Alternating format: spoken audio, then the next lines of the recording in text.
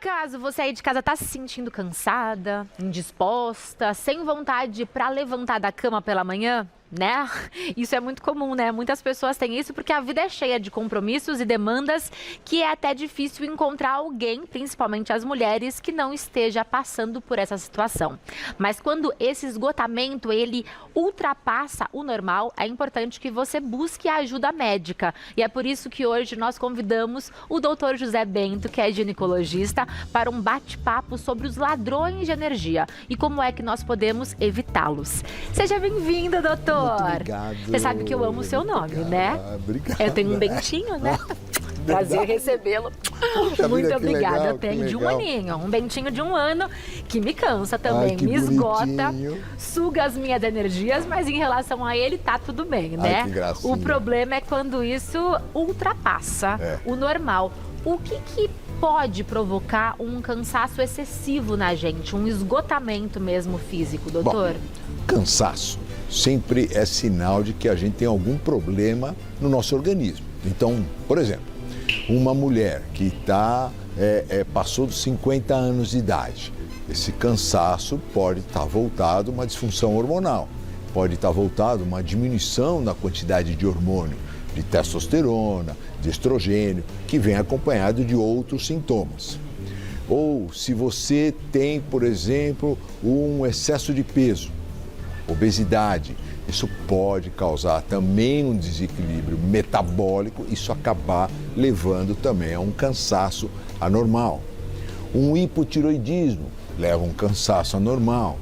Uma mulher que sangra muito durante a menstruação pode ter anemia, pode ter uma diminuição da ferritina, pronto, pode ter um cansaço anormal. Uma pessoa que está muito estressada, está passando uma situação difícil, ela também pode ter um cansaço.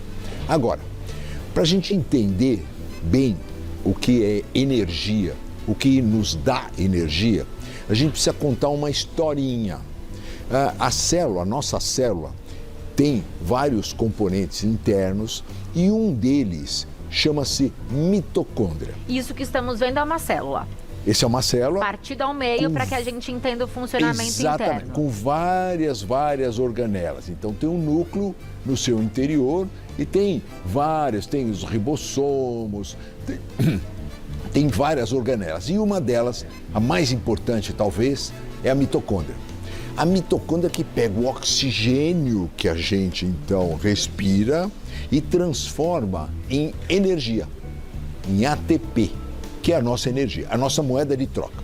Você imagina o seguinte, chega um estrangeiro aqui em São Paulo, o americano chega com dólar, o europeu chega com euro, e eles vão numa casa de câmbio e trocam por energia.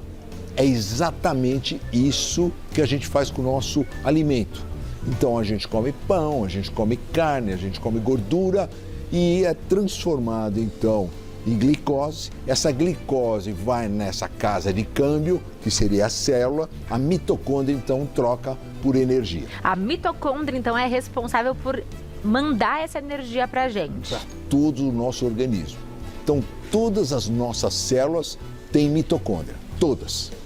Agora, se você for pensar, fala assim, bom, se todas têm energia, a que despende mais energia tem mais mitocôndria. Exatamente, coração tem 5.000 mitocôndrias em cada célula.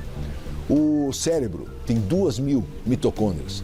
Nossos músculos, 2.000, 3.000 mitocôndrias, porque tem muita energia. A gordura, por exemplo, tem 40 mitocôndrias. Ou seja, não serve para nada. A gordura não me dá energia. Não. Inclusive, vamos falar sobre isso também, tá? Na sequência, a alimentação, porque é papel fundamental para que a gente tenha energia. Exatamente. Bom, então como é que então a gente precisa ter muita mitocôndria para ter energia, certo? E eu posso ter problema com a mitocôndria? Pode. Ou ter poucas mitocôndrias? Pode Isso pode acontecer? E como que você diminui a mitocôndria? Maus hábitos. Basicamente, má alimentação, sedentarismo, cigarro, bebida alcoólica, noites mal dormidas, tudo isso você detona a sua mitocôndria e não tem energia. Minha nossa! Então, tudo isso não é isso que me deixa cansado. Isso me deixa cansado e também atrapalha a produção de mitocôndrias no meu organismo, que vai deixar o meu organismo sem energia. Exatamente. Quer dizer, e aí você entra num ciclo vicioso, porque quanto mais você abusa, o estresse crônico, por exemplo. Você já viu os presidentes dos Estados Unidos? Imagina um presidente dos Estados Unidos. Ele se preocupa com transporte? Não. Ele se preocupa com o IPTU? Não. Ele se preocupa com o IPVA? Não. Ele se preocupa com o que ele vai comer no almoço, no jantar? Não. Tem as melhores comidas do mundo, as melhores bebidas do mundo. Mas quando ele entra no seu mandato, ele está novinho, bonito. Você vê o Barack Obama, ele era lindo. E depois ele fica exausto, né? São muitas preocupações. Depois de 4 anos, 8 anos que eles ficam lá no poder, coitados. Por quê? Uma pessoa que não tem problema no mundo, ele é tratado como um bibelô, não tem problema de segurança, nada, ele não tem problema. Mas ele fica estressado. O estresse acaba com aumenta o envelhecimento, acelera nosso envelhecimento, tudo por causa da mitocôndria. Coloca de novo esse vídeo, diretora, por favor, que é bem, acho que, o papel da mitocôndria. Tá, então, como que funciona ela por dentro? Exatamente. O que a gente está vendo? Esse raio seria o que? A energia? Esse raio são os eletrodos. Olha, os eletrodos chegando, ele pega, então, o oxigênio e transforma em ATP. Olha lá, e transforma em ATP. O ATP, que é adenosina trifosfato, que seria a nossa energia. Agora, para que isso aconteça, existem várias reações bioquímicas, é como se fosse um laboratório a mitocôndria. Então, como se tivesse várias reações bioquímicas dentro da mitocôndria, que aí precisa de magnésio, precisa de coenzima Q10, precisa de carnitina, ou seja, precisa de uma boa alimentação. Para que aconteça essa união e a gente consiga formar, então, a energia. Exatamente. Num exame de sangue, vocês médicos conseguem avaliar falta de alimento para a mitocôndria também ou não? Não dá para a gente saber. A gente consegue indiretamente. Então, chega um paciente que está fadigado, ele tem fadiga no final do dia, ele não aguenta fazer uma atividade física. Primeira coisa que você pensa é uma alteração metabólica, por exemplo, pode ser uma glicemia alterada, a quantidade de glicose no sangue, pode ser uma alteração da tireoide, pode ser uma alteração hormonal, a falta de testosterona. Você descartando tudo isso, aí você fala, bom, mas como é que é a sua vida? Aí ele conta que ele é estressado, que ele é sedentário, que ele bebe demais ou que ele fuma demais, tem má alimentação. Fala assim, olha, você está acabando mesmo com a sua mitocôndria, quer dizer, a sua produção de energia está sendo insuficiente. E dá para você melhorar a quantidade e a qualidade da sua mitocôndria. Para melhorar é mudança de hábitos? Mudança de hábito é fundamental. Então o sono é fundamental. Você precisa dormir cedo, você precisa de melatonina. A melatonina faz aumentar a mitocôndria. Você precisa tomar sol. Em 1900, um rapaz de 15 anos de idade, ele tomava sol, ele ficava exposto ao sol 60% das pessoas com 15 anos de idade. Hoje, menos de 7%. A gente não toma mais sol e a gente precisa do sol para fazer melatonina e para fazer mitocôndria. Mas a gente fala tanto dos perigos do sol. Como tomar sol de forma segura? Especialmente agora que estamos com as temperaturas tão altas, porque nós temos inúmeras pautas que falam, tome cuidado com o sol. E aí o sol é importante. E aí as pessoas têm suplementado vitamina D. Mas não é só a vitamina D que vem através do sol? Além da vitamina D, tem o estímulo do sol, faz, por exemplo, aumentar a mitocôndria, você acaba desacelerando o processo de envelhecimento. Aí você fala assim, bom, mas se eu tomo muito sol, eu acelero o processo de envelhecimento, principalmente na pele. Então você tem que tomar com protetor. Não tem problema, você toma com protetor porque você vai se defender com as ondas ultravioletas B. Agora, o infravermelho, que é o mais importante, ele penetra mais na pele e ele penetra também com o protetor. O ideal era tomar quando você tem bastante infravermelho e tem pouco ultravioleta. Quando que seria isso? De manhã. No início da manhã. No início da manhã e no final da tarde. Que aí você vê aqueles raios infravermelhos, aqueles raios vermelhos, aquele é o melhor que tem do sol. Esse era o ideal. Mas durante o dia, se você tomar 20 minutos sem protetor, 30 minutos sem protetor, pronto, você já adquiriu o que você precisa do sol naquele dia. Então, Por que mas sem muitas exagero. pessoas se sentem exaustos, extremamente cansados, agora, no meio da tarde? Isso aí pode ser estresse, pode ser uma diminuição do cortisol. Por que você se sente melhor quando você acorda? Você acorda e se sente muito bem pelo excesso de cortisol. Por que você, às vezes, está começando uma gripe, começa a ter febre no final do dia? Por diminuição do cortisol. Você perdeu aquela proteção imunológica que você tem, que é o cortisol, quando você acorda. Agora, pode ter várias razões, isso pode ser uma hipoglicemia, pode ser má alimentação, então eu começaria por aí. Então eu começaria com a alimentação, viria a parte hormonal e trataria melhor das mitocôndrias. Existem alguns suplementos que melhoram muito a quantidade de mitocôndria para você ter mais energia. Então você pode também adquirir magnésio, coenzima Q10, carnitina, zinco, tudo isso faz com que você melhore também a sua energia. E atividade física, não tem jeito, Pamela, tem que fazer atividade física. Muitas pessoas não fazem atividade física porque falam, eu estou cansado, não consigo fazer atividade física, mas rompendo esse cansaço, eu vou conseguir energia? Mas não tem menor A atividade dúvida. física dá energia mesmo para a pessoa cansada? E rotineira, não adianta fazer uma atividade física, por exemplo, no final de semana, achar que na segunda-feira você vai estar ótimo, não, você vai estar todo dolorido. Você precisa fazer rotineiramente e evitar o excesso.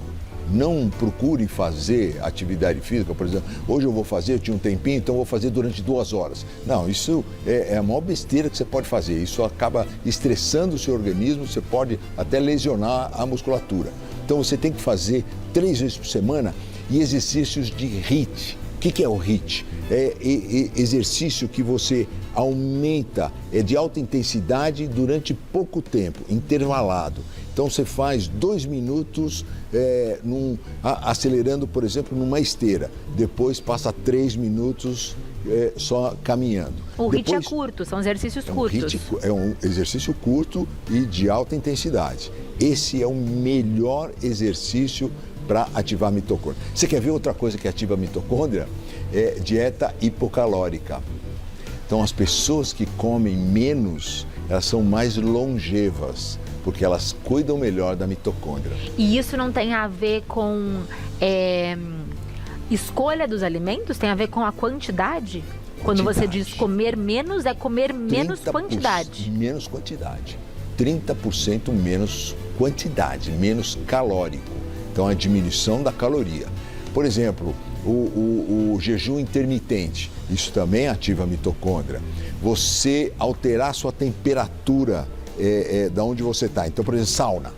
Sauna, você fica 15 minutos na sauna, a 70 graus, começa a suar e aí vai para um banho gelado ou pula numa piscina gelada. Para a mitocôndria isso é ótimo. Que seria o choque térmico mesmo? O choque térmico, elas adoram. Então, parece que você precisa estimular a mitocôndria, você precisa levar ela a um sacrifício, aí você começa a produzir mais. Ao extremo, então. Ao extremo. Agora, mas isso, se você for pensar, é a nossa evolução, porque senão a gente não estaria aqui. Quando a gente vivia na caverna, a gente vivia nesse sacrifício. E aquelas pessoas que produziam mais mitocôndria, tinham mais energia para caçar, menos ficavam doentes, envelheciam menos, aceleravam menos o processo de envelhecimento, essas eram as pessoas que sobreviviam e acabavam passando os seus genes. Então, está no nosso genes a gente ativar essa mitocôndria, mas com sacrifício. E é curioso porque isso é um tipo de estresse também, né? Sim. É um tipo de estresse saudável para a mitocôndria. Mas o estresse da rotina, da cidade, do trânsito, esse não é bem-vindo. Esse ela não gosta. Esse não. Quer dizer, não é você ficar estressado porque teve alguma responsabilidade ou uma tarefa. Não é. Isso isso não aumenta a mitocôndria. O que aumenta a mitocôndria é aquele estresse da temperatura. É o É o físico. estado hipocalórico, é o HIIT, quer dizer, você dá aquela corrida, vai para 140, 150 batimentos por minuto, depois você volta para 80, 90 batimentos. Depois dá de novo. Então, é esse estresse que você está levando seu organismo é que faz você ter mais mitocôndria em número e melhor qualidade. Tendo Isso. mais em número, eu tenho então mais energia, mais produção de energia. Exato. E você envelhece menos e fica menos doente. Porque existe uma coisa chamada disfunção mitocondrial.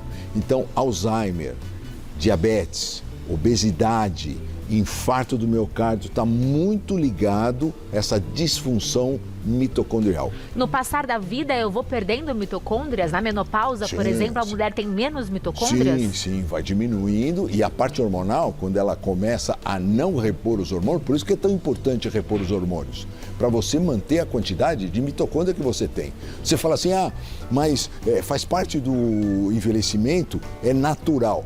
Pode ser natural, mas não é normal. Para nós não é normal, nós sabemos que não é normal. Outra coisa, você pode achar normal você perder músculo, mas natural, mas não é normal. Então você precisa estimular o seu músculo. E como que você faz isso? Através de atividade física, através da ingestão maior de proteína, porque a gente depois de uma certa idade começa a não absorver proteína como a gente absorvia quando tinha 20 anos de idade. Então você precisa suplementar. Tomar whey? Tomar whey. Tomar creatina, derribose. Derribose também é outro alimento para mitocôndria. Então, você precisa se cuidar para você chegar com 90 anos de idade e ter uma coisa chamada independência. A pior coisa que você pode ter na velhice, olha o que eu estou falando. Porque se você perguntar para as pessoas de mais idade, qual é a pior coisa que pode existir? Você depender de pessoas para comer, para ir dormir, para ir no banheiro. Para caminhar. Para caminhar, quer dizer, fazer coisas básicas. A independência é a coisa mais maravilhosa que pode existir na velhice. E esse cuidado começa na juventude e quem não cuidou na juventude também pode correr atrás. Agora, seguindo passos simples, né, de mudanças de hábito. Exatamente. Muito obrigada, doutor. Foi um prazer recebê-lo. Essa pauta continua falando sobre nutrição, que é importantíssimo. E você encontra mais informações do doutor José Bento no @José Bento, que é ginecologista, sempre com a gente. Um prazer recebê-lo.